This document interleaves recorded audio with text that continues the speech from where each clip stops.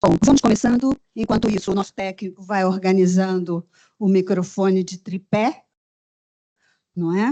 Então, eu sou a professora Simone Caputo Gomes, da Universidade de São Paulo.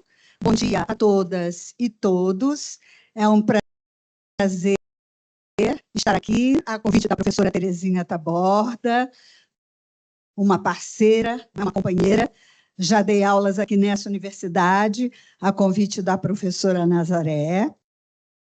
Então, é um prazer sempre estar aqui, não é? E estar com tantas pessoas queridas, não é? Muitas que eu não revia há muito tempo. Então, vamos começar a sessão, 11h30, chamando os participantes da nossa mesa. Então, a mesa é o ensino das literaturas dos países africanos de língua portuguesa, chamando Luiz Candimbo, professor doutor Luiz Candimbo,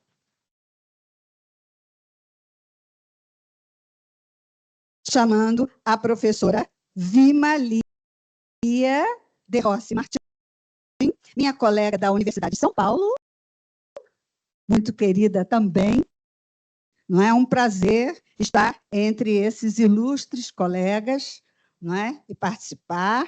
Quer dizer, a minha função aqui é a coordenação e, segundo a organização, a quem agradeço muito também poder estar aqui, os palestrantes têm 30 minutos, até 30 minutos, Vima e Candimbo. Depois abrimos 30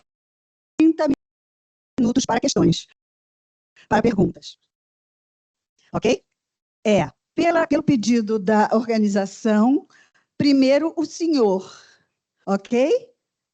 O senhor Luiz preferia, então, se prefere, não é? Democraticamente, professora Vima Lia vai começar, não é? Vou apresentar a colega, a Vima Lia, do currículo Lattes, né?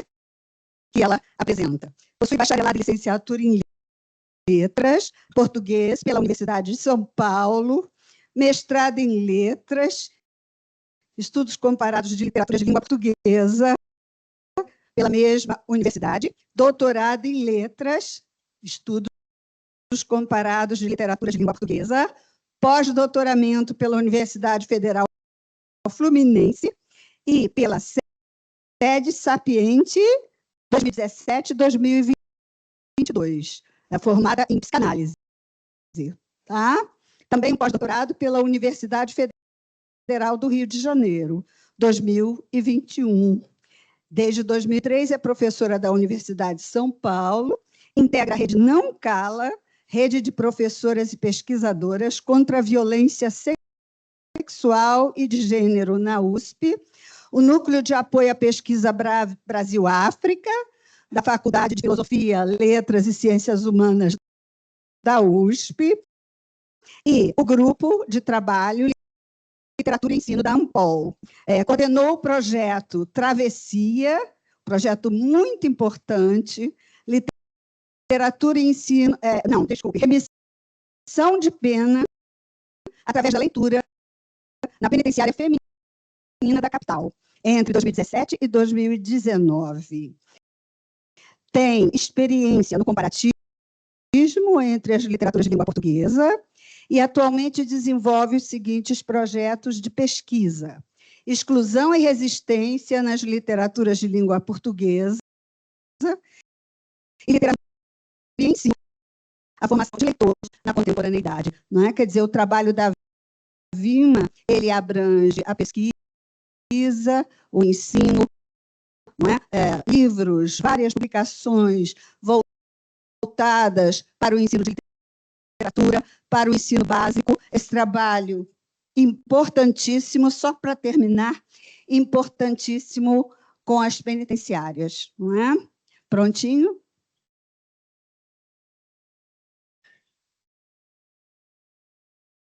Não, não é essa Simone, tá? Slide, Simone Schmidt, você tem slide?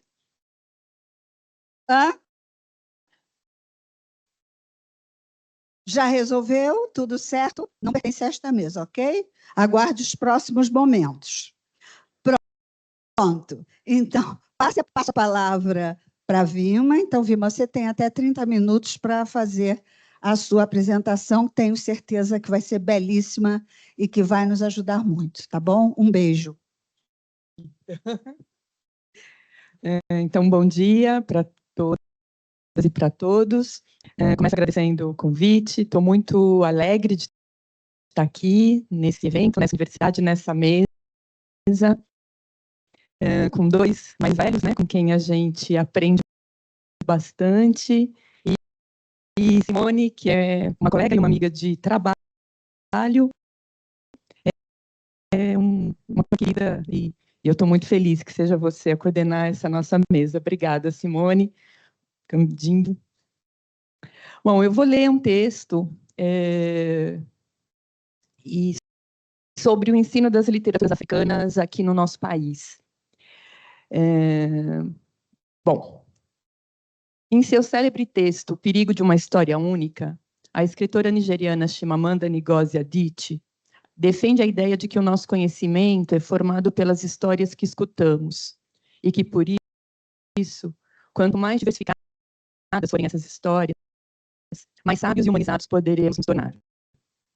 Para combater a construção e a manutenção de estereótipos, ela recomenda que evitemos uma história única, sempre parcial e incompleta. Ela diz assim: as histórias importam, muitas histórias importam. As histórias foram usadas para espoliar e caluniar, mas também podem ser usadas para empoderar e humanizar.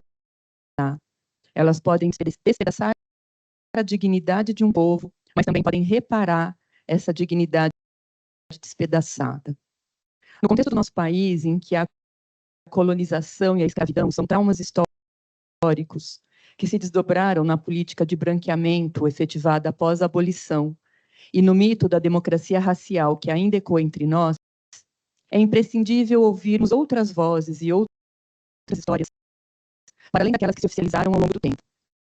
É claro que há escritores considerados canônicos que problematizam os valores hegemônicos, denunciando o caráter autoritário, violento e excludente do projeto nacional brasileiro.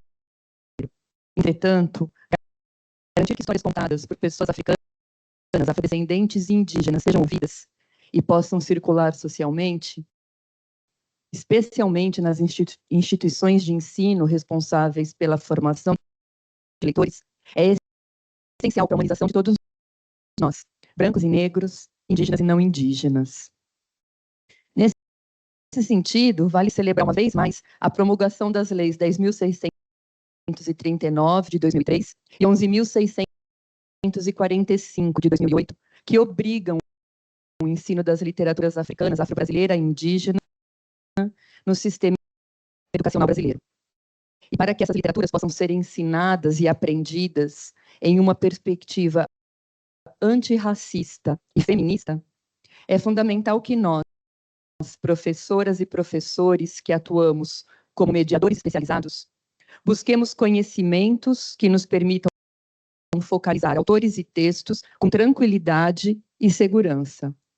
E que tenhamos disponibilidade, inclusive emocional, para abordar a temática do racismo. Um assunto bastante sensível que pode nos afetar e afetar alunas e alunos de diferentes modos.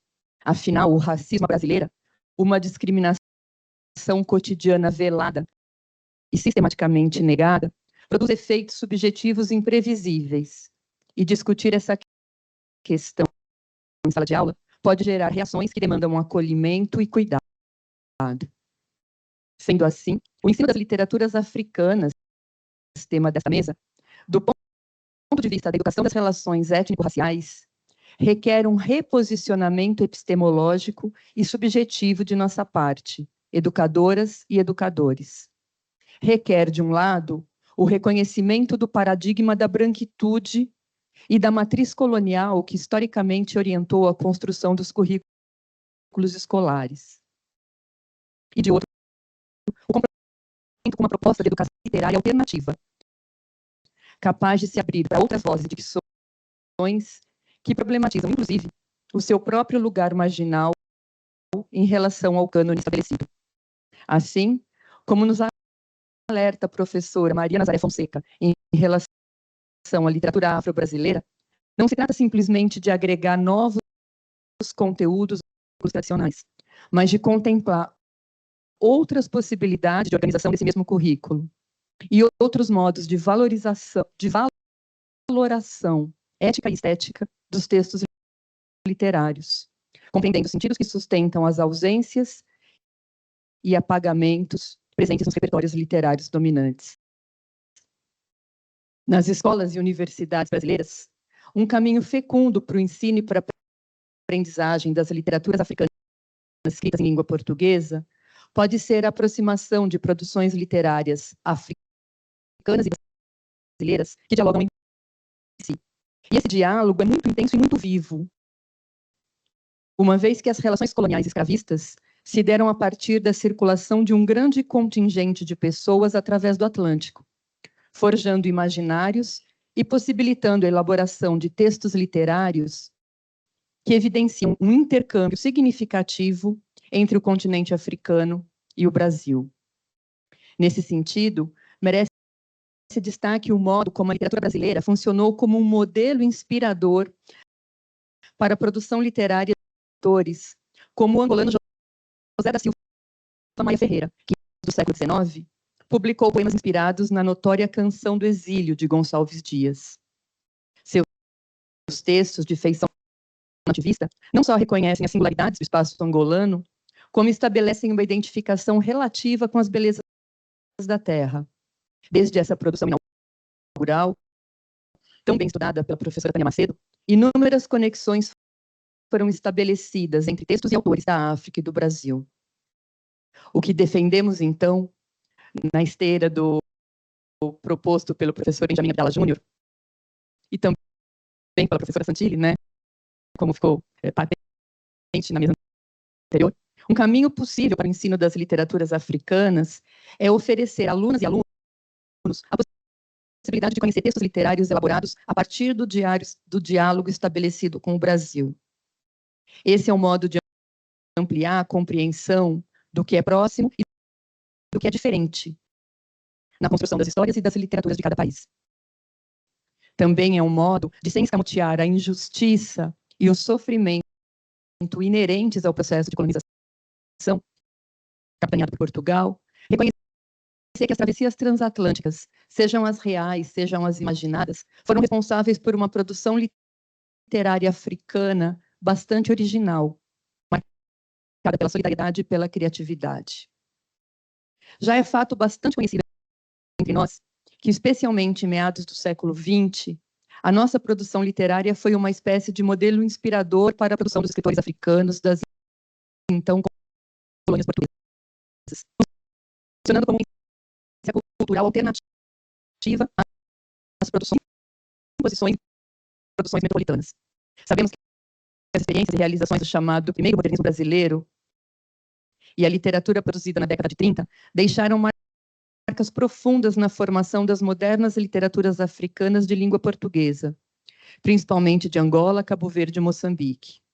Antes e depois de suas independências, a importância da literatura como campo de afirmação nacionalista foi muito grande. Daí a relevância das propostas modernistas brasileiras, com sua inovação linguística e sua forte opção pelos excluídos, como dinamizadoras das transformações que se buscavam no momento da constituição das identidades nacionais dos países africanos. Entretanto, ainda contemporaneamente, é possível observar uma certa permanência dos diálogos transatlânticos estabelecidos a partir da ligação entre africanos e brasileiros. De fato, referências a escritores, compositores, livros e espaços geográficos e ficcionais brasileiros ainda estão presentes em produções de diferentes autores africanos de ficção e de poesia. Para ilustrar esses diálogos que atualmente se fazem de forma bastante plural e diversa, a gente vai ler a seguir três publicados no século XXI que fazem referência direta ao Brasil, operando diferentes representações vinculadas ao nosso país. O primeiro, escrito pelo angolano João Melo, presta uma homenagem ao compositor e cantor mineiro Milton Nascimento. O outro, escrito pela também angolana Paula Tavares, é dedicado à poetisa poetisa mineira Adélia Prado. Eu escolhi esses poemas em especial por uma razão também de homenagear esse estado e essa universidade.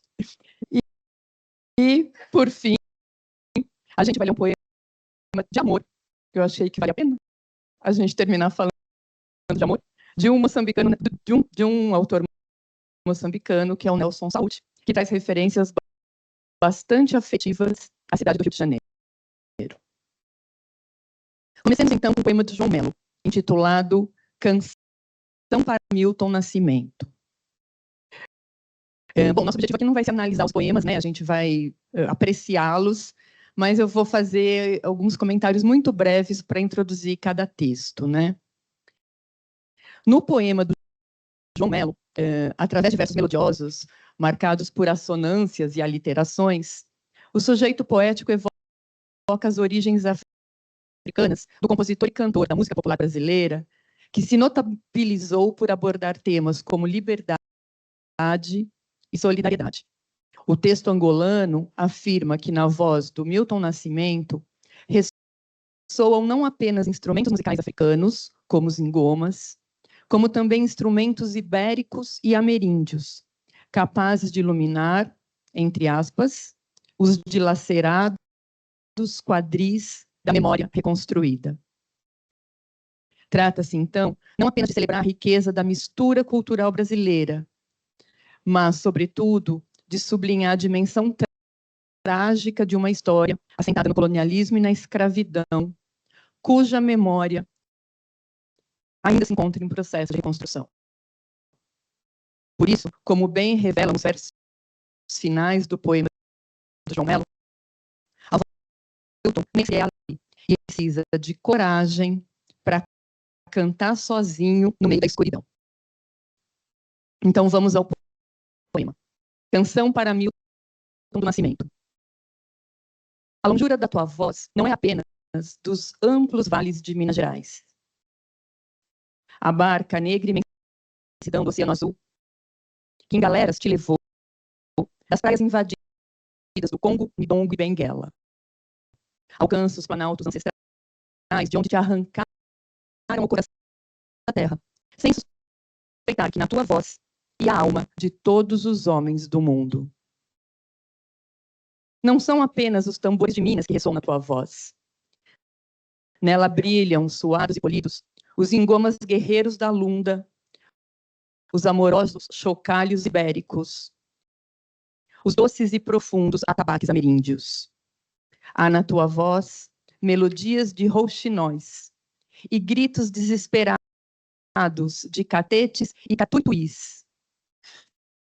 Serenas fontes e cascatas sanguinolentas, como a pianos e tambores, cuítas e violinos, flautas murmurantes, ásperos e belos saxofones, erguendo-se como um halo de luz sobre os dilacerados quadris da memória reconstruída. Na tristeza da tua voz, na alegria da tua voz, a elementar coragem de cantar sozinho no meio da escuridão. Esse é um poema de 2007. O segundo texto selecionado, de autoria de Paula Tavares, é uma tocante homenagem a Adélia Prado. Ele apresenta uma linguagem direta, simples, que ecoa a dicção profundamente lírica da escritora mineira, cuja obra evoca diferentes dimensões da experiência de ser mulher. O tom do poema é o de uma conversa íntima, quase uma confissão, em que Adélia Prado é evocada como uma mulher sábia e sensível, capaz de amparar e conduzir, ler estrelas e cuidar de feitas. Leamos o poema. Adélia, segura minha mão. Dentro do templo, move com força os lábios. Diz, nós, as concebidas no pecado, fechadas de vidros no altar do mundo. Adélia e as estrelas, as escritas da área. Lava com cuidado as feridas. Diz, os sonhos são desertos, com navios encalhados. Esse é um poema de 2007. Publicado em 2007. Por fim, o último poema selecionado, do moçambicano Nelson Saúde, intitula-se A Viagem Profana, e abre o livro de mesmo nome. No longo poema, que possui quase 100 versos, o sujeito poético fala de sua profana viagem em busca do amor. Uma viagem que tem início na Índia, passa por Portugal, Espanha, Inglaterra, França e Estados Unidos. Em cada um desses espaços, o sujeito poético se depara com paisagens que evocam a sua Moçambique natal e imagina encontros amorosos, sem, no entanto, vivenciá-los de fato. Acompanhamos a seguir a passagem em que Paris é o cenário da busca do poeta. Diz o texto: sonâmbulo, cheguei a Paris e fui ver o Sena transbordando no meu sono. Vejo-me percorrendo a minha solidão pelos campos elíseos, de mãos dadas contigo. Também poderia ser um destino para quem ama. No texto, Campos Elíseos é um espaço onírico, onde o poeta, embora imagine estar de mãos dadas com sua amada, encontra-se só, entre aspas, percorrendo sua solidão. Entretanto, dando sequência a seu percurso de busca, ele finalmente chega ao Rio de Janeiro, cidade que não se constitui apenas como mais um destino, mas o lugar onde o amor finalmente está inscrito. Celebrado por tantos cantores e poetas, o Rio de Janeiro é evocado aqui como um espaço especialíssimo, marcado por música, sal, esplendor e sorte. Diz o poema: também podia ser um destino, mas o nosso amor está inscrito nas estrelas do Rio de Janeiro. A cidade está nos cantores, nas letras dos compositores, nos versos dos poetas e no espanto dos profetas. Na cidade de Tom Jobim, principiei pela Floresta da Tijuca, com um banho numa fonte mística. Depois percorri Leblon, Ipanema, Copacabana, a lagoa e a paisagem que não sei dizer. Deus fez o rio e a paisagem à volta, e as mulheres e homens, mais do que os poetas, fizeram amor sobre as escarpas e sob o sol. Música e sal, esplendor e sorte. Andei por outros Brasis. Estive em Salvador da Bahia. Perguntei às negras macumbeiras a minha sorte. Não há dúvidas que é no Rio de Janeiro que o poeta vive uma espécie de passagem iniciática, preparando-se finalmente para viver o amor. Nesse sentido, os versos principiei pela Floresta da Tijuca, com um banho numa fonte mística, revelam a sua preparação para um destino que haveria de se cumprir. A sorte inquirida junto às negras macumbeiras da Bahia. Por isso mesmo, na sequência do poema, a amada finalmente vem ao poeta. E o espaço do encontro, como não poderia deixar de ser, é Maputo. Cito o poema: regresso agora da nossa cidade e encontro-te em Maputo. A conjunção entre a mulher tão fortemente desejada e a terra natal sugere uma vinculação ancestral, atualizada nos tempos que correm. Interessante anotar, contudo, como o Rio de Janeiro ainda é referido como a nossa cidade, espaço eleito para a vivência amorosa. Por isso mesmo, depois do encontro, a experiência vivida pelos amantes de cumplicidade e descoberta, delicadeza e celebração, a completude típica dos apaixonados, encontra justamente em paisagens cariocas cenários para sua realização ideal. Assim, mesmo em Moçambique, junto da amada, o poeta projeta utopicamente no Rio de Janeiro, e por extensão no Brasil, as imagens da felicidade sonhada. Acompanhemos os últimos versos do poema. Que pode ser a nossa viagem? Olhar-te nos olhos, sem temer o alheio. Falar os meus segredos no teu colo, enquanto acaricias os meus dedos trêmulos. Sussurrar-te os poemas que eu decorei na adolescência. E escrever-te os versos que autografava aos 15 anos para as colegas de turma. Dar-te a mão e levar-te a ver a lua, abraçando o corcovado no incessante verão do rio. Amar-te devagar e sem pressa. Amar-te, fazer do meu peito o teu ninho, embalar-te no silêncio impossível dos meus sonhos, bailar na areia branca de Copacabana pela madrugada, prometer-te o mundo e o destino dos meus duendes da infância agora recuperada. Cantar-te a canção que sonhaste, ser o teu poeta e acrescentar em ti o amor que a cada dia descubro e com ele festejar os meus dias, os teus dias, os nossos dias. Bom, os poemas que a gente leu aqui não deixam dúvidas sobre a relevância do papel ainda exercido pelo Brasil na produção poética africana de língua portuguesa. Especialmente em produções recentes, nosso país ainda emerge como um território cúmplice, de onde emanam vozes capazes de compreender e de se solidarizar com realidades pessoais, sociais e culturais que podem ser aproximadas. Nos textos mencionados, as referências positivas ao Brasil, sua paisagem e sua cultura, nomeadamente música e literatura, demonstram que o nosso país ainda ocupa um espaço privilegiado no imaginário de alguns autores africanos.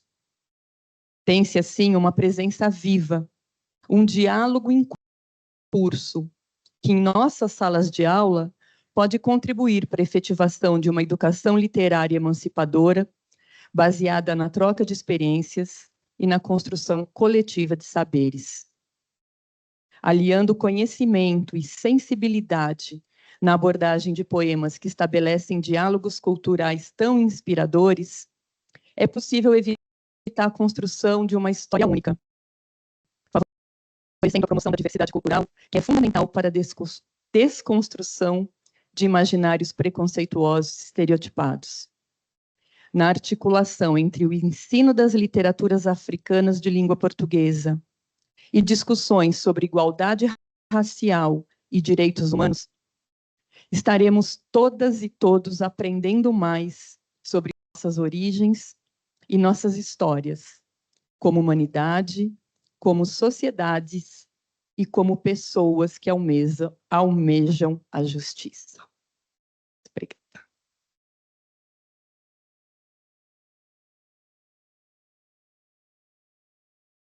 Agradeço muito a Vima, né, sua apresentação circular, não é? E com um tema muito importante, que é um tema produtivo nas literaturas, na abordagem, no ensino, e também é um tema muito agradável, não é? Que o aluno realmente aproveita, não é? Tratou com muita objetividade, muita atualidade o tema, né? E contribuiu, quer dizer, eu não conhecia os poemas, adorei a homenagem ao Rio de Janeiro, né? Sou carioca há 75 anos, e realmente, Vima, muito obrigada, tá, pela tua brilhante apresentação. Vamos agora passar à apresentação do nosso querido, né, e eminente Luiz Candimbo. A biobibliografia dele é imensa, então nós vamos contemplar alguns aspectos, não é? Como fizemos com a colega Vima. Então, Luiz Candimbo é um cidadão angolano, doutor em estudos de literatura, pós-graduado em filosofia geral, é um filósofo, mestre em filosofia política pela Faculdade de Ciências Sociais e Humanas da Universidade Nova de Lisboa. É investigador no Instituto de Estudos de Literatura e Tradição da Faculdade de Ciências Sociais e Humanas da Universidade Nova de Lisboa. Exerce atividade docente como professor associado, convidado, na Faculdade de Humanidades da Universidade Agostinho Neto e da Academia de Ciências Sociais e Tecnologias de Angola, onde leciona unidades curriculares e orienta seminários dos cursos de pós-graduação, tais como Filosofia Africana Contemporânea, Literaturas Africanas, Cultura Angolana e Estudo das Civilizações. No presente ano acadêmico, foi convidado pela Universidade Witwatersrand da África do Sul para ocupar o posto de professor associado do Departamento de Literatura Africana, integrado na Escola de Humanidades. Declinou o convite para continuar a desenvolver a atividade docente em Angola. As suas principais áreas de interesse científico concentram-se em torno dos estudos literários, epistemologia, filosofia da literatura, história da África e literaturas africanas. De 2013 a 2020, foi membro do Comitê Científico Internacional da Unesco para a redação dos volumes 9, 10 e 11 da História Geral da África, sendo autor de 2 capítulos. Do conjunto da sua produção científica e literária, destacam-se várias publicações entre artigos e capítulos, publicados em livros e revistas de circulação internacional, com arbitragem científica. Participou em vários eventos científicos internacionais. Foi conselheiro cultural da Embaixada da República de Angola, de 2002 a 2008.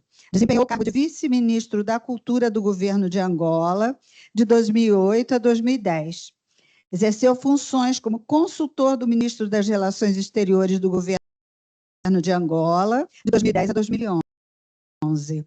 Durante 4 anos, 2011 a 2015, ocupou o posto de diretor para Ação Cultural e Língua Portuguesa no Secretariado Executivo da Comunidade dos Países de Língua Portuguesa, tendo sido responsável pela coordenação das ações de cooperação multilateral nos domínios da cultura, ciência e educação. Tem colaboração dispersa por diversas obras coletivas e publicações periódicas estrangeiras, arbitradas por pares em vários países, tais como Alemanha, Áustria, Brasil, Espanha, Estados Unidos da América, França, Marrocos, Moçambique, Nigéria, Rússia e Portugal. Escritor, ensaísta, crítico literário, é membro da União dos Escritores Angolanos, da Academia Angolana de Letras, da Associação Internacional de Estudos Literários e Culturais Africanos, do Brasil, e membro da Associação para o Estudo das Literaturas Africanas de Paris. Obras publicadas: Apuros de Vigília, Apologia de Kalitange, Luanda, A Estrada da Secura. E há uma obra importante agora sobre a história da literatura angolana, não é isso, Candimbo? Derivações? Não é? Uma obra sua, Derivações, depois que eu estive pesquisando, que ele lançou em 2024, não é? Com o histórico da literatura angolana, tá? Então, quer dizer, depois dessa apresentação, enfatizando, como disse a Vima, que ele é um dos nossos mais velhos, não é? Nossa bibliografia viva, mais velhos no sentido de sábios, né? De acumulação de conhecimento. Então, passo a palavra ao Candimbo. Muito obrigado. Gostaria igualmente de saudar os meus amigos, as minhas amigas, que tenho o grande prazer de rever. Alguns e algumas já não via há décadas, e, portanto, é sempre uma satisfação partilhar momentos como estes, desta vez na PUC Minas. A proposta que eu trago aqui, de acordo com o convite que me foi formulado, inscreve-se na tematização apresentada pela Vilma há instantes, e queria eu também entrar nesta provocação, não é? E que aponta para aquilo a que eu chamei comparativismo intra-africano, glossobalcanização e ensino das literaturas africanas de língua portuguesa.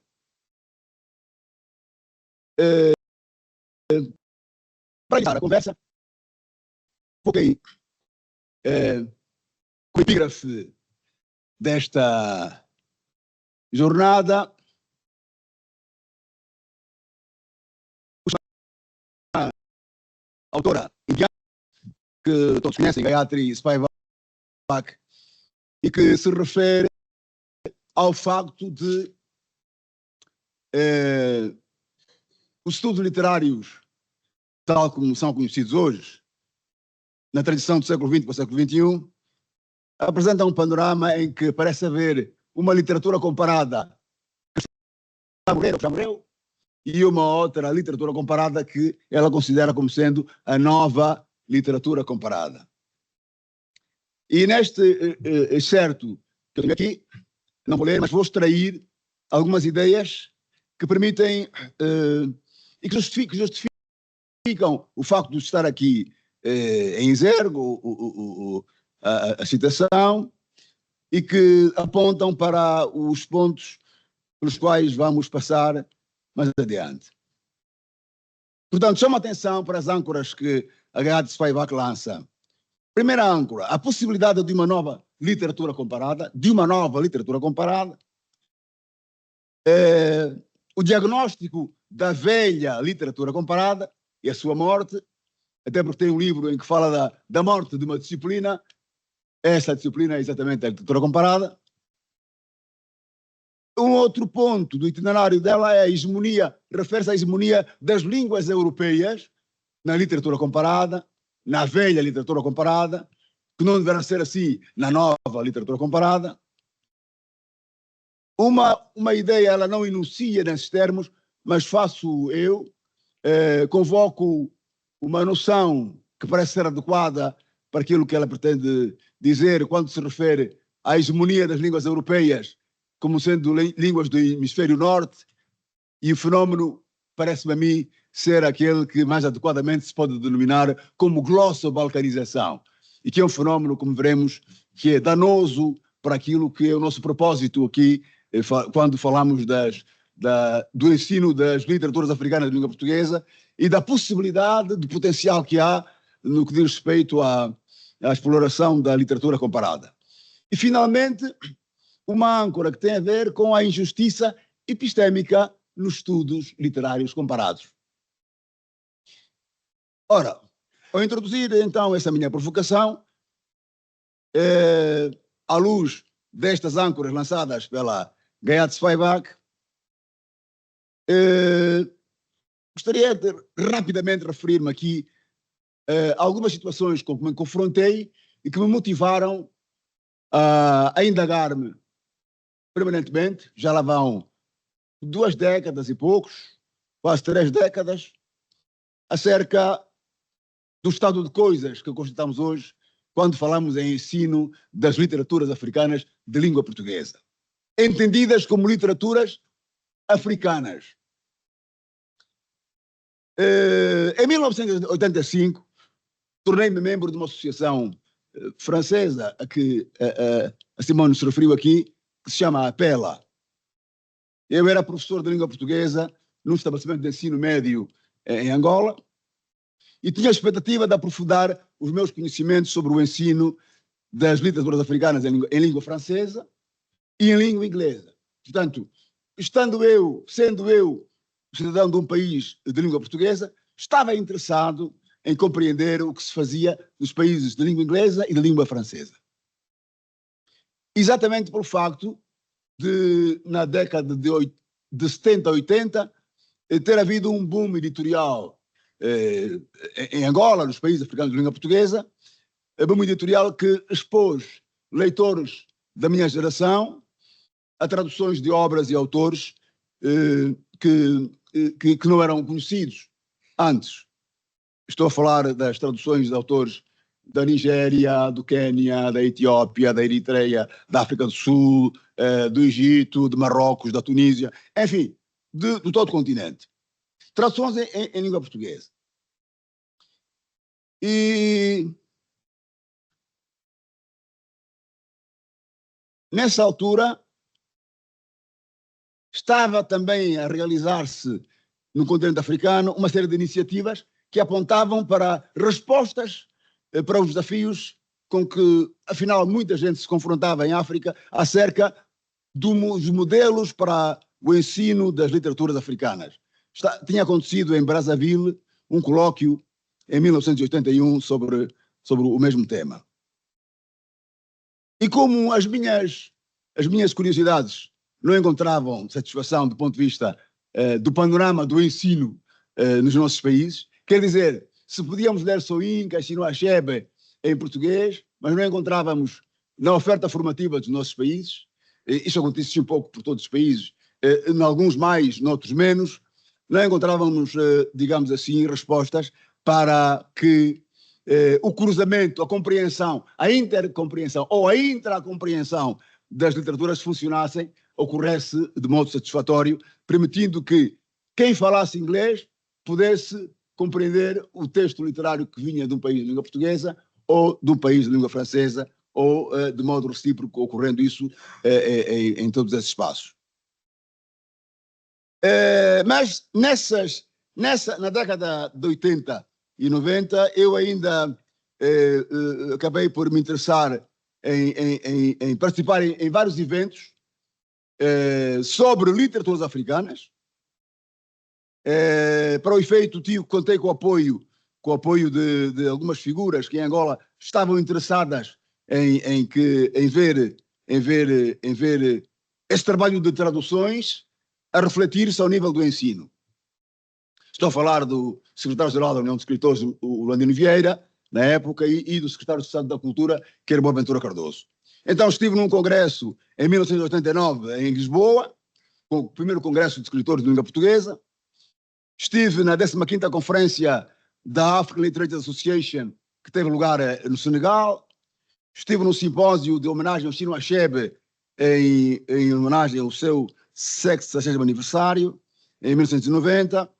E estive no primeiro encontro de professores de literaturas africanas de língua portuguesa, realizado em Niterói, pela Universidade Federal Fluminense, em 1991. Então me fui convencendo que havia uma profunda lacuna, constatada por mim, mas também traduzida a lacuna na maneira como os nossos amigos no Brasil, na Nigéria, no Senegal, porque encontrei vários docentes, curiosamente, de literaturas africanas de língua portuguesa, que se indagavam acerca do mesmo problema. O professor Wilfred Feuser, encontrei-o em Suca, mas dava aulas em Port Harcourt. Encontrei o Mustafa Bangoura, que dava aulas na Secretaria Diop em Dakar, Malek Kassé, que se indagavam também sobre os mesmos problemas. Encontrei o professor Russell Hamilton, Gerald Moser, São do Trigo, em Dakar, também se indagavam sobre os mesmos problemas, e voltei a encontrar indagações semelhantes em Niterói, em 1991. Então, mas o problema, afinal, continuava a ser um problema que não era apenas digno de uma constatação de olhos de uma só pessoa, era de um conjunto de pessoas, de profissionais que operavam na área, e em 2007, já estávamos a entrar no novo século, no novo milénio, estivemos no colóquio realizado na Universidade Federal do Rio de Janeiro e apresentámos uma comunicação no colóquio que tinha como motto Pensando África, Literatura, Arte, Cultura e Ensino. E eu trazia ao debate, nesse colóquio, a problemática de um herói épico e da antroponomástica da literatura oral angolana. E voltei a este tópico 15 anos depois, creio, em 2021, em Coimbra. E operei com a hipótese da existência de arquétipos transculturais ou transétnicos que legitimam a demarcação de um corredor epistémico em África, onde existem repertórios de narrativas que tematizam heróis épicos autoexistentes. E eu me fui convencendo que, com esta comunicação que apresentei em 2021, em Coimbra, na homenagem ao nosso amigo, o professor Pires Laranjeira, possamos estar aí um indicador de legitimação de um domínio a que se faz referência a décadas, mas que não tem dignidade institucional nos meios académicos. Estou a referir-me aos estudos da literatura oral africana, ou das literaturas orais africanas em língua portuguesa, ou dos países de língua portuguesa. E então, o que é que me restava? Me restava esperar que um dia pudesse partilhar essas indagações, essas reflexões com as amigas e amigos que aqui estão hoje. Mas gostaria também de me referir ao facto de ser necessário apontar um itinerário que fizemos em 2010, estivemos a conversar sobre também o ensino das literaturas africanas de língua portuguesa em Ouro Preto, e eu apresentei uma comunicação em que alguns dos meus amigos e amigas interpelaram e fizeram perguntas acerca da razão porque eu falava da incompletude do processo de disciplinarização das literaturas africanas. Quer dizer, se ensinava essa disciplina, por que razão é que estava o nosso amigo, neste caso, eu que vos falo, a dizer que esse processo de disciplinarizar está incompleto. E continua a dizer que está incompleto, continua incompleto. Exatamente ao ouvir a Vilma aqui a dizer coisas que ela enunciou aqui, não tenho dúvidas que subsistem os desafios. Então, com esta provocação reflexiva, pretendo abordar problemas conexos a estes que estou aqui a mencionar, mas a outros também, suscitados por imperativos que emergem desta nova literatura comparada de que fala Gad Spivak e do ensino comparado das literaturas africanas. A pergunta é a seguinte: que modelo é que vamos adotar para o ensino das literaturas africanas de língua portuguesa numa perspectiva comparada? Qual o modelo? A pergunta é: qual o modelo?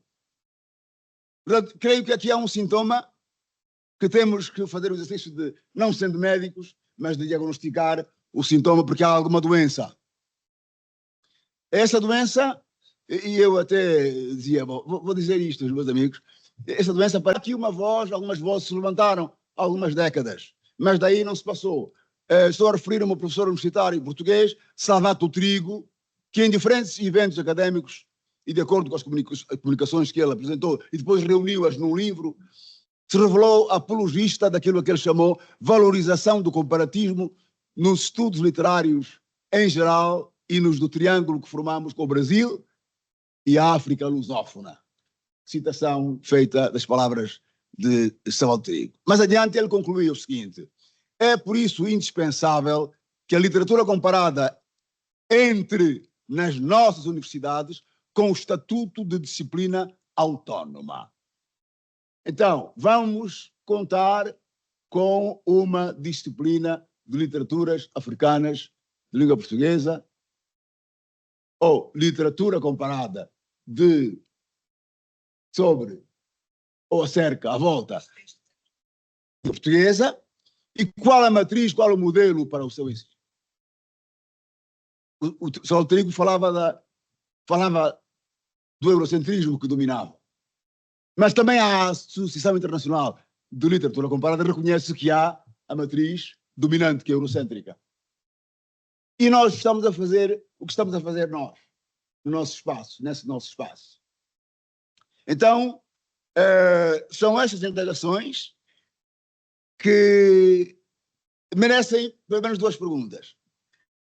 Poder-se-á dizer que a literatura comparada afro-luso-brasileira, essa era a fórmula do Salvato Trigo, se inscreve no campo da literatura mundo, admitindo-se que a literatura mundo, para alguns, seja sinónimo de literatura comparada, enquanto disciplina académica, ou se os estudos literários africanos comparados constituem presentemente uma disciplina. São perguntas. E temos necessidade de falar disso? Acho que sim, que temos necessidade de falar disso, na medida em que para aquilo que é o nosso conhecimento do modo como se ensina as literaturas africanas nos países de língua inglesa, por exemplo, em África, nada de semelhante ocorre nos países de língua francesa. E nos nossos países isto não ocorre. Nós não ensinamos literaturas africanas de língua inglesa, mesmo com traduções em português, e por isso fazemos críticas sobre a circulação das literaturas, a inexistência de diálogo entre as literaturas, e somos incapazes de demonstrar o modo como devemos fazer para as nossas próprias literaturas do espaço de língua portuguesa. Então, vou terminando para dizer que estamos aqui perante um debate que, prescindindo dos modelos eurocêntricos, estão pelo menos a propor-nos ao trabalho de falar daquilo, de um palavrão, se calhar seria um palavrão, uma epistemologia disciplinar. Pensar nos fundamentos, no modo como devemos justificar esta disciplina, a sua dignidade e como devemos garantir o seu ensino. E eu acho que temos razões para isso, até porque estamos a celebrar 50 anos de independências dos países africanos de língua portuguesa. Incompreensivelmente, não se conhece a literatura cabo-verdiana como se devia em Angola. O mesmo ocorre em Moçambique, o mesmo ocorre no Brasil e em Portugal. Vimos aí uma mostra de livros ali fora. Parece que lê-se mais literaturas africanas de língua portuguesa no Brasil do que em Angola. Do que em Angola lemos Moçambique. E em Portugal cada vez menos. E lá onde aparentemente temos traduções de alguns autores de língua portuguesa, nos convencemos que se ensina o Mia Couto ou o Landino Vieira com a dimensão que gostaríamos de ver dialogando com o Bolso Inca. Não é o que ocorre.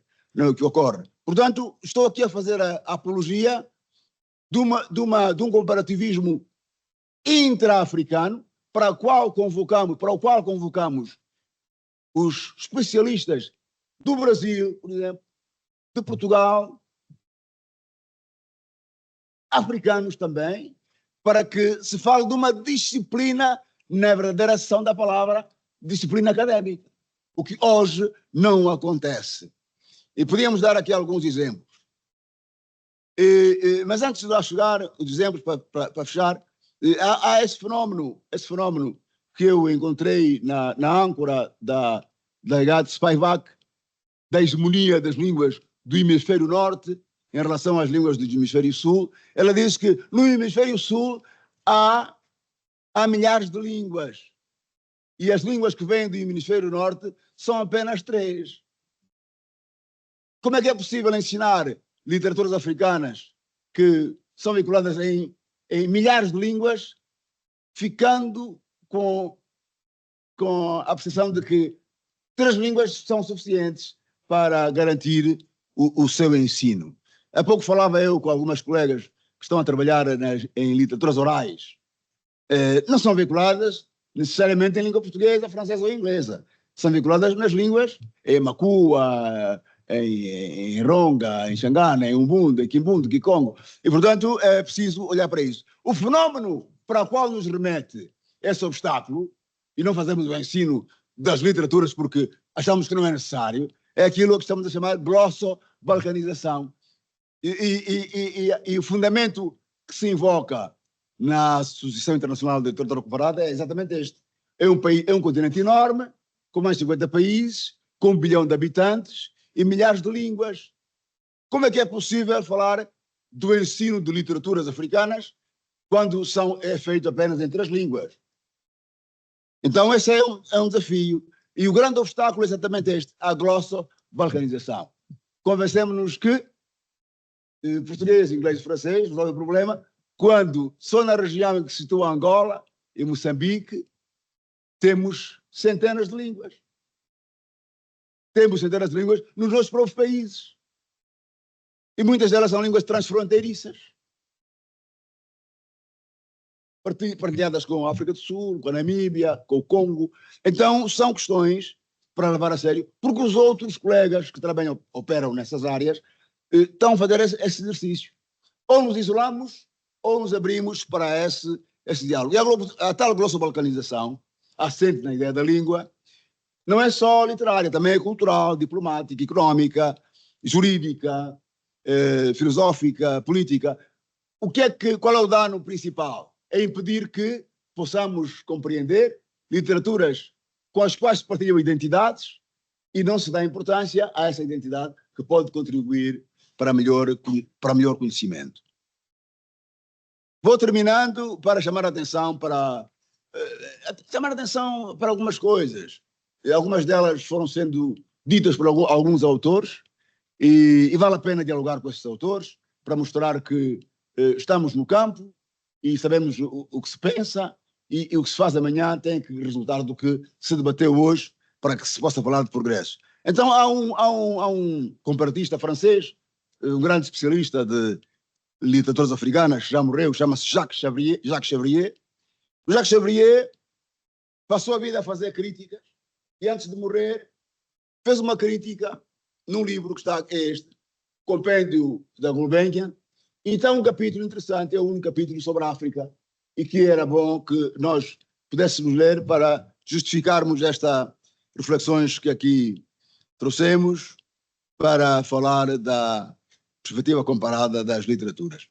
Para ir terminando, vou referir-me à história, ou melhor, uma pergunta.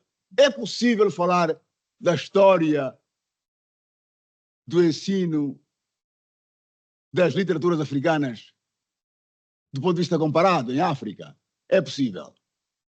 É um desafio que eu lanço aos meus amigos e minhas amigas. Façamos esse exercício para ver como é que nós podemos tomar o exemplo, os maus ou os bons exemplos praticados nos países de língua francesa e língua inglesa e como os podemos fazer no nosso espaço, no espaço das literaturas de língua portuguesa. Estou a referir a experiências de Yaoundé, da escola de Yaoundé, com o professor Tomás Melone, e que deixou uma grande escola. Há grandes comparatistas nos Camarões.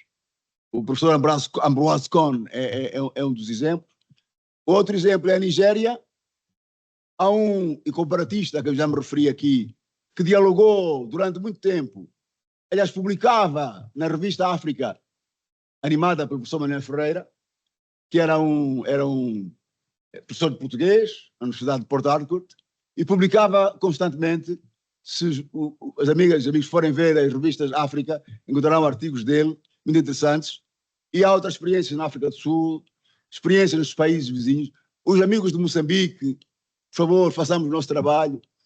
O diálogo com o Congo Democrático, com a Zâmbia, para ver como é que podemos transpor essa barreira que a glossobalcanização impede, que façamos o exercício de fazer uma literatura comparada que assenta no diálogo em África e possamos compreender o potencial que temos para compreender as outras Áfricas e o diálogo com outras literaturas.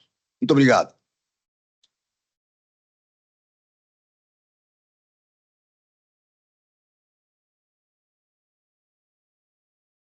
Bom, muitas questões, não é, na nossa cabeça, e o livro de que eu falava exatamente, Disciplinarização da Literatura Angolana, História, Cânones, Discursos Legitimados e Estatuto Disciplinar, 2024, editora Mayamba. Importantíssima essa questão da disciplinarização, tá? Então, Candimbo, agradecemos imensamente a sua fala, né, que contribuiu para que nós pensemos o trabalho que fazemos, o trabalho que queremos fazer, e abro, então, para o auditório, né, meia hora de perguntas. Senhora coordenadora, de 10 a 15 minutos, diz-nos a coordenadora. Então, esta subcoordenadora atende, tá? Então, por favor, questões de forma objetiva. Sei que vocês têm questões, tá? Então, por favor, apresentem-se.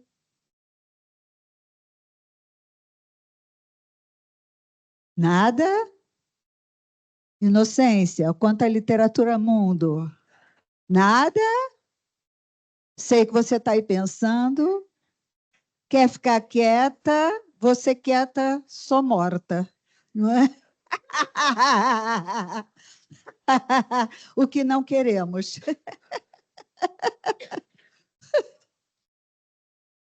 Fala no microfone. Pronto. Boa.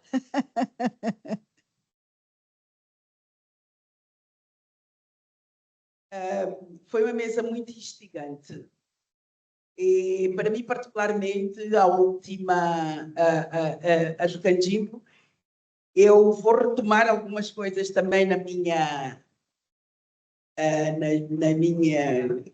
intervenções críticas, e como, por exemplo, a questão da hegemonia das línguas europeias, tudo isso, não é? Quando se fala de literatura mundo. E vou trazer também essa questão dessa hegemonia, mas na perspectiva de Guo Huaqiong.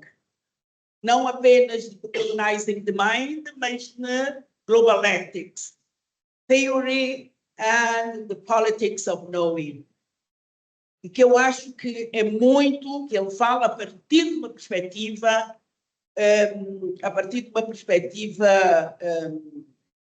endógena. Não é? Endógena, portanto, não significa exclusiva, quer dizer, a partir de dentro. Não quer dizer que ele não dialoga com outras propostas.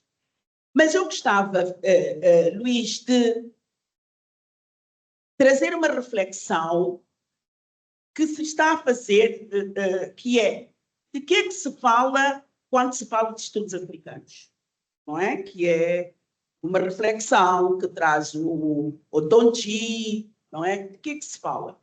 A minha questão, eu já fui e sou, porque eu sou da Associação Portuguesa de Literatura Comparada, e automaticamente, quando nós pagamos a cota, nós também estamos a pagar a cota para a Associação Internacional de Literatura Comparada.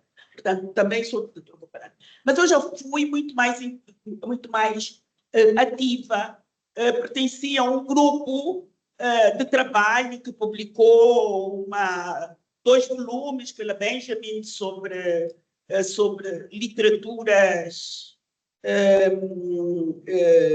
de línguas ibéricas. Eu tenho, eu não gosto dessa gente da Associação Internacional de Literatura Comparada. Mas, não, eu não devia ter dito a questão dessa forma, desculpe. Porque a minha questão é, por que havemos de ter uma secção de literaturas americanas? Não é? Há uma secção de literaturas do sul da Europa, há uma secção de literaturas que eu saiba, havia uma secção de literaturas em línguas eslavas. Isso havia, em línguas eslavas. Mas não uma secção da Europa Ocidental. Pois, por que há de haver uma secção de literaturas africanas? Eu penso que pode ser como é que se diz isso? Uma oferta com veneno. Como é que é? Um presente envenenado. Né? Percebe? Quer dizer, eu estou a pensar, eu não sabia sequer. Imagine que eu até já organizei na Faculdade de Letras um evento da Associação Internacional de Literatura Comparada. Eu, portanto, como pertencia a essa secção, eu organizei isso. Mas depois eu vi que era como uma concessão. Havia também um grupo nesse grupo que trabalhava a literatura oral. Era um colega que impulsionava muito, era um colega do Canadá, da Universidade de Kingston, do Canadá, mas eu sentia, porque que eu disse dessa forma assim, bastante deselegante, que eu sentia que uma concessão que eles faziam, aqueles que queriam estudar a literatura de tradição oral, com a ideia de que devia estar na etnografia ou na antropologia. E então eu saí, apesar de pertencer por inerência, eu saí. Porque eu acho que nós devíamos discutir, Luís, por que é que vamos estudar as literaturas africanas? Por que é que não vamos estudar? Percebem a minha... que estou a pensar agora, porque eu nem sabia que existia. Desde 2019 disse estudo. Eu acho que esta questão, que aquilo que Mbembe chama naquele seu artigo, que é já antigo, mas de que gosto muito, apesar de discordar em muitas coisas, né? Que é a metafísica da diferença. Mbembe fala em metafísica da diferença. Por que as literaturas africanas são de ter uma panelinha, ficar ali, literaturas africanas, quando as literaturas ocidentais é que são não é? Esta é uma questão. A outra questão diz respeito à disciplinarização. Candido Belden, que tem vindo a trabalhar nisso, aliás, fez a tese de doutoramento sobre isso. Eu gosto de dizer que literaturas africanas, eu não digo literaturas africanas de língua portuguesa, eu digo literaturas africanas dos países de língua portuguesa. Porquê? Precisamente para incluir as outras línguas portanto, dessas literaturas nacionais. Portanto, digo literaturas dos países africanos, dos países de língua portuguesa, ou literaturas dos países africanos de língua portuguesa, qualquer coisa assim, porque existe uma literatura em cabo-verdiano que é muito... Da Guiné tem vindo a crescer também, em São Tomé, e há propostas em Moçambique e em São Tomé e Príncipe. Mas a minha questão é,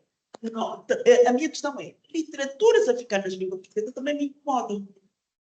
Por quê? Porque estou a falar muito, mas eu vou já terminar. Por quê? Porque eu acho que a literatura moçambicana dialoga muito mais com a literatura da África do Sul e do Zimbábue do que com a literatura cabo-verdiana. Não é? Então, também me incomoda, não é? Apesar de eu achar que faz sentido num curso de línguas, literaturas e culturas, como existe no curso da minha faculdade, variante português. Eu acho que faz sentido, não é? Variante português. Porém, para terminar, na Faculdade de Letras da Universidade de Lisboa, onde nós levamos muita pancada, por isso eu quero ir embora. Não aguento mais, estou velha.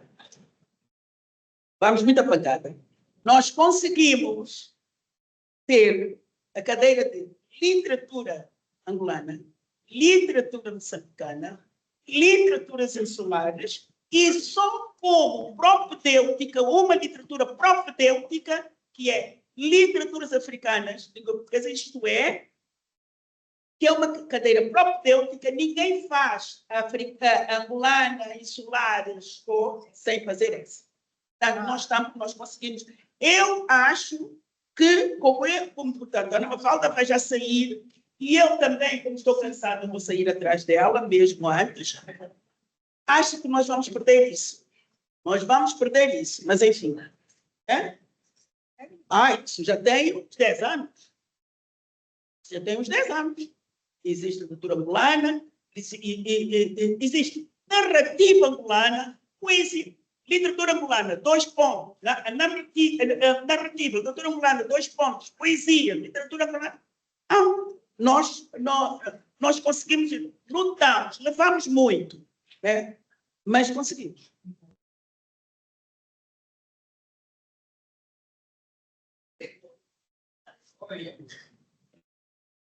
Mais perguntas? Um tempinho temos ainda? Mais alguém? Alguma colocação? Então, gente, agradecemos. Pronto, Noah, por favor. Francisco Noah.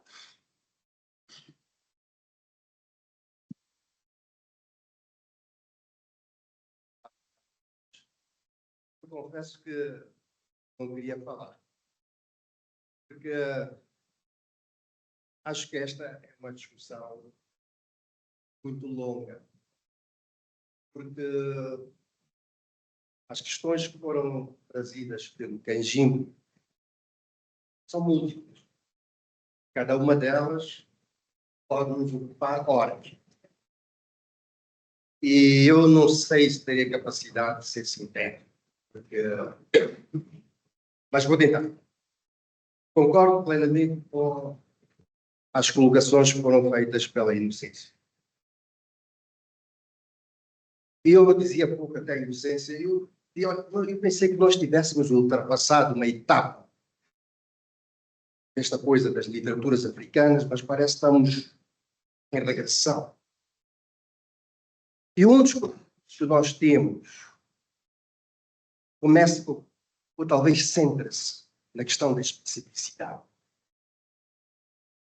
E as literaturas africanas têm uma especificidade. E durante anos, muita gente insistiu na questão da tradição e na questão da oralidade.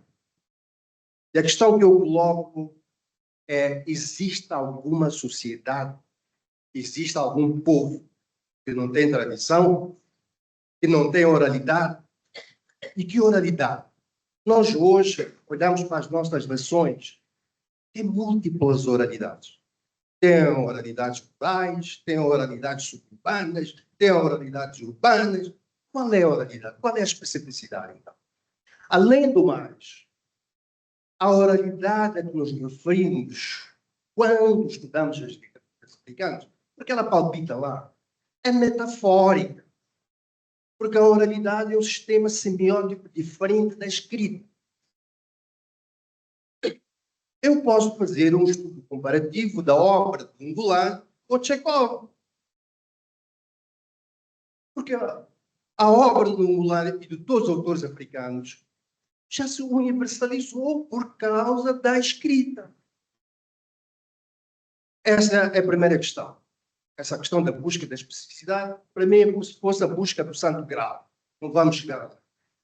E esta questão e é preciso, e nós falamos como se não tivesse havido colonialismo, como se não tivéssemos tido 500 anos da presença do Ocidente nos nossos países, que mudaram muitas coisas. Mudaram a nossa forma de pensar, a nossa forma de existir. E nós estamos a agir como se tivéssemos ainda numa era pré-colonial. Além do mais, nos últimos 30, 40, 50 anos, mergulhamos na globalização. Hoje nós vamos para o interior de Niassa e encontramos uma camponesa com um telemóvel. E isso muda tudo. A segunda questão é a questão da disciplinaridade. Nós estamos numa era em que falamos até de antidisciplinaridade. Por causa de todas as transformações que nós vivemos, os campos que delimitavam as áreas científicas vão se diluindo. É por isso que hoje nós falamos em transdisciplinaridade, em interdisciplinaridade. Para mim, é um retrocesso estarmos aqui a falar em disciplinarização. Não era só isto. Obrigado. Oi, Roberta?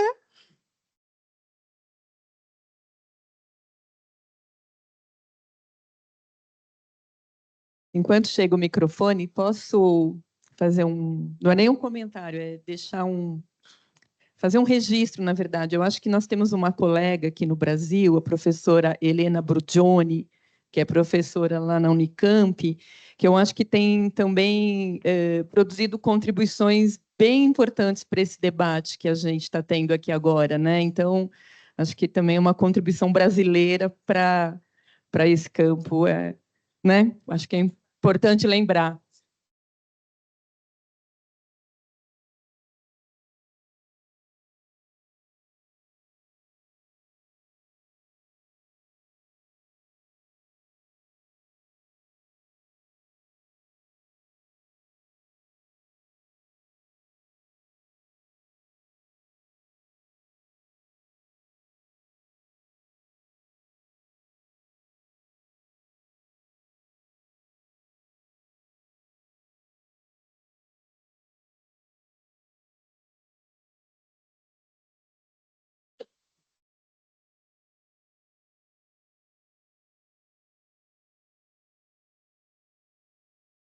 passar primeiro para a Simone, depois eu... Não, é só uma parte que A professora Simone Schmidt vai falar. Desculpe, me atravessei mesmo. Não. Mas é só uma partezinha, porque agora que a Vima lembrou o trabalho da Helena Brugioni, eu lembrei do trabalho da Nazaré Fonseca, que tem um grupo de leitura de autoras africanas, onde a questão da fronteira importa muito pouco, né? Quer dizer, uma perspectiva transnacional, transcultural, e com uma preocupação de ler autoras, né? Me corrija se eu estiver errada, autoras africanas, ou seja, também uma produção muito nesse sentido de diálogo intercultural, entre países, línguas, acho que é bem importante. Só um instantinho, o Otmar Ette, que é um pesquisador alemão, não é? Usa o conceito de transárea, não é? Então, acho que esse conceito de transárea, só para lembrar, é muito importante para esse trabalho, não é, que se está propondo, né, abolindo exatamente esses escalonamentos, né? Tá bom? Fala, Roberta.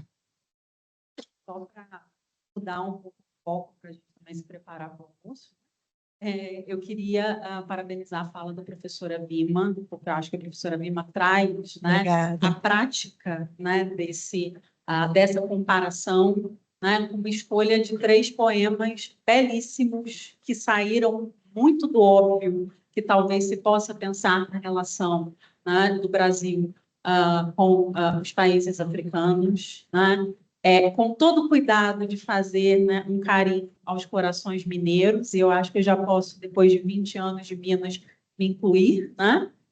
E ainda com carinho ao nosso Rio de Janeiro, né, Simone? Então, assim, passando, né, pela voz, a voz, né, que acho que a gente não precisaria falar do Milton Nascimento, né? Poderíamos resumir, né, a voz, né, a esse espaço da intimidade, né, da Adélia, né, terminando com a paisagem do Rio de Janeiro. Acho que foi um percurso, né, nós comentávamos aqui, né, também para quem está nos assistindo, enfim, para os alunos, né, principalmente, que sai de um lugar óbvio de talvez, né, falar daquela relação evidente, né, de opressão que nos liga, né, de falar da guerra, afinal de contas estamos, né, no ano de comemoração das independências, né, e foi para um lugar que também é um lugar do afeto, né, da beleza, né, de um diálogo que a poesia também nos permite, né? Então, queria agradecer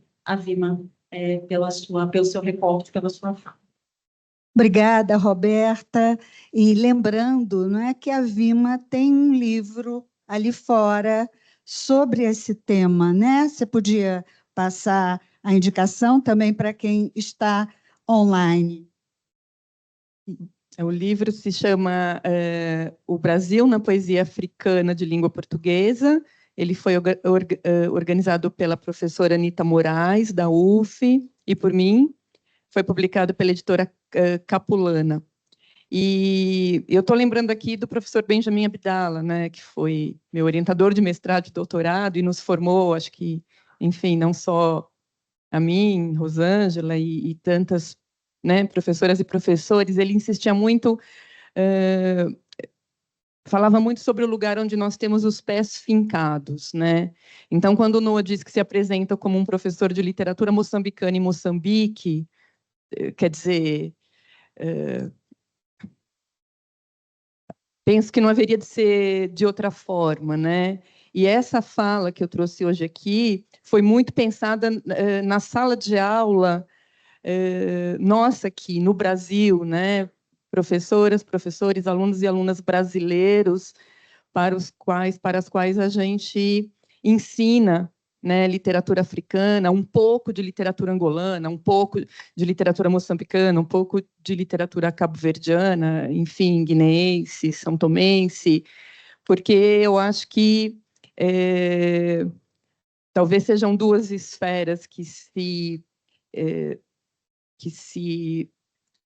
alimentem e que são muito necessárias, né? Eu acho que quando o Candimbo traz a questão teórica, metodológica, né, numa dimensão mais ampla, Isso é muito importante para a gente ir pensando, né, nossas práticas e tal, mas também a gente se vincular, né, a nossa realidade concreta e imediata, quem são nossos alunos, alunas, né, quer dizer, onde é que estamos e o que queremos dizer para essas pessoas e escutar dessas pessoas, né, alguns imperativos se coloquem também, né? Então, eu acho que, enfim, era isso que eu queria dizer. Obrigada. Então, queria agradecer, não é? Nós aqui conjugamos de uma forma muito linda a epistemologia e a praxis, não é? Então, tivemos aqui uma aula e agradeço imensamente poder, não é? Quer um instantinho para dar uma resposta ao professor Noah, ok? De qualquer maneira, fica o agradecimento e encerraremos com a fala do Candimbo, tá bom? Muito obrigado. Não, para agradecer para já as contribuições reflexivas dos nossos amigos da Inocência e do Noah, e para dizer exatamente isto. O que precisamos de fazer é não operar com o óbvio. O óbvio é esse conforto que temos, dizer eu leciono disciplina A, B e C. E temos que nos colocar o problema. Qual é o problema? A verdade é a seguinte, o conceito de disciplina é com ele que nós operamos ainda hoje. Nós temos que estilhaçar esse modelo. Se não queremos ser apanhados na armadilha.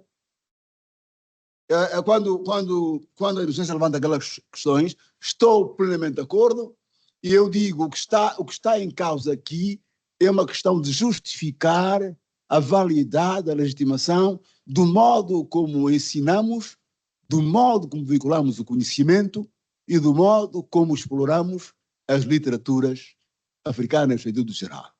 É disso que se trata. Se dissermos isto e operarmos com ferramentas dos outros, e dissermos, como diz o Noah, esse é universal. O que é universal? O universal não existe se tu não estiveres lá dentro. O universal não existe. A visão da globalética do Ngugi é exatamente esta. Não há universal. Só há universal se eu estiver lá. Universal, não há universal nenhum, não há. E o incômodo desses colegas da Associação Internacional de Literatura Comparada, o incômodo, o desconforto é exatamente este. Como é que vamos afastar? O fundamento que invocam é este. Como é que nos vamos livrar da acusação de eurocentrismo se não criarmos aqui uma comissão de investigação para a Ásia? Criaram para a Ásia. Para a África também criaram. E reparem, também criaram para o Swahili. Portanto, esses são problemas que decorrem do campo académico, onde o conceito central é o conceito de disciplina. O debate, quanto a mim, é este. Epistemologia das disciplinas com que trabalhamos. Ver os fundamentos disto. Os fundamentos disto. Nós temos que produzir também pensamento para que os fundamentos que venham a legitimar as disciplinas, ou o que for, ou as transdisciplinas, ou as interdisciplinas, nas nossas universidades, sejam pensadas com modelos nossos. Porque o universal, a prioristicamente, não existe. O a priori, o universal não existe. Portanto, é um pouco esse apelo. O apelo é exatamente este. A Vilma agora, no fim, diz, concordo plenamente isto. Como ensinar aqui no Brasil? Pois. Como ensinar esse diálogo? E eu até iria mais longe. Esse seria debate para uma outra jornada. Era o seguinte, há um conceito bom, que é o conceito de África global. O Brasil é o exemplo da África global. Durante 7 anos nós debatemos isto no Comitê Científico da Unesco. E viemos ao Brasil 3 vezes. E o Brasil financiou esse projeto da Unesco. E há um volume, creio que é o 9º volume, só sobre a legitimação da África global. A visão das diásporas africanas. A importância que têm neste ensino que está a propor a Vilma. Esse seria um outro debate muito interessante. De maneira que é este. O universal não existe se nós não estivermos lá dentro. Do que se trata é de fundamentar, legitimar, justificar este modelo das disciplinas que nós temos. Estou de acordo, mas agora temos que dar a volta com a epistemologia das disciplinas. Satisfeitos? Então,